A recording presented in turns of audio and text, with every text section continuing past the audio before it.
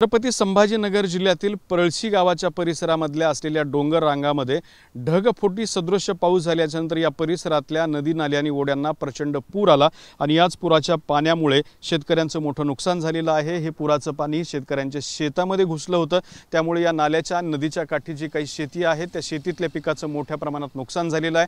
आपण बघू शकता की आपल्या समोर हे पुढे एक मोठं शेत आहे ज्यामध्ये तुरीचं पीक होतं।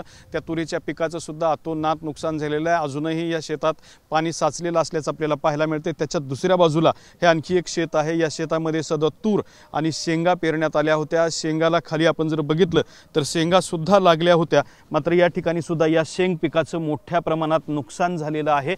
आणि हे संपूर्ण आपण वावर जर बघितलं तर या सगळ्या वावरामध्ये तूर आणि शेंगा होत्या, याचं सुद्धा मोठ्या प्रमाणात नुकसान झालेलं आहे। इथून पुढे आपण जर का कॅमेऱ्याच्या लेन्समध्ये फ्रेममध्ये संपूर्ण परिसर जर बघितला तर इथून तिथून सगळ्याच परिसरामध्ये शेतीचं मोठं नुकसान झाल्याचं चित्र या एकाच फ्रेममध्ये आपल्याला पाहायला मिळतंय। या सगळ्या परिसरामध्ये महत्त्वाची पिकं घेण्यात आली होती, ज्यामध्ये तूर आहे, शेंगा आहे, मका आहे किंवा इतर पिकं सुद्धा आहेत, ही सुद्धा पिकं घेण्यात आलेली होती। मात्र या सगळ्याच पिकाचं नुकसान झालेलं आहे, त्यामुळे या परिसरातल्या शेतकऱ्यांवरती मोठं संकट जे आहे ते कोसळल्याचं सुद्धा आपल्याला पाहायला मिळतंय। त्यामुळे नुकसान भरपाई मिळावी अशी अपेक्षा या शेतकऱ्यांकडून व्यक्त केली जाते। दुसऱ्या बाजूला प्रशासनाकडून पंचनामे सुद्धा केले जातात, मात्र पंचनामे केल्यानंतर तातडीनं आर्थिक मदत मिळत नाही, ती मदत मिळावी अशी अपेक्षा शेतकरी व्यक्त करतात। काही शेतकरी आहेत, आपण बोलणार आहोत, काय सांगाल?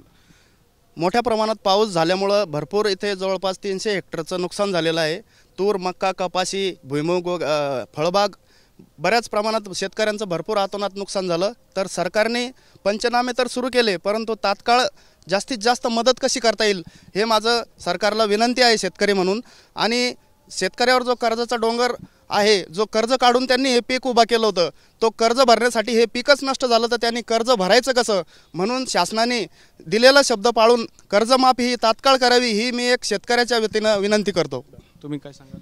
ज्या इलेक्शनच्या अगोदर शासनाने जे आपले आश्वासन दिलेले होते 7/12 कोऱ्याचं, तर ते 7/12 कोरा झाला पाहिजे अशी आमची शेतकऱ्यांची सर्वांची मागणी आहे।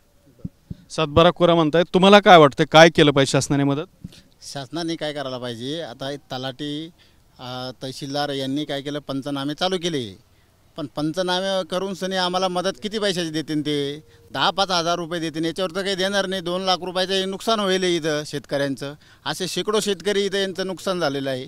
तरी माझी अशी मायबाप सरकारला एकच विनंती अशी आहे की त्यांनी सरसकट कर्जमाफी करावी, शेतकऱ्याला त्याचा दिलासा मिळेल।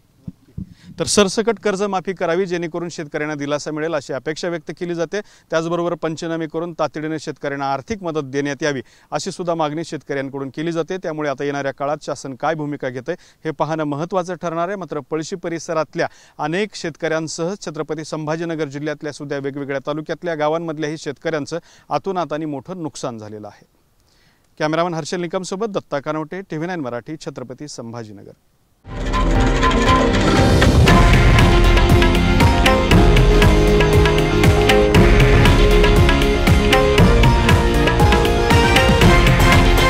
हे आहे देशातील नंबर 1 न्यूज नेटवर्क आणि आपण पाहत आहात TV9 मराठी, एकमेव।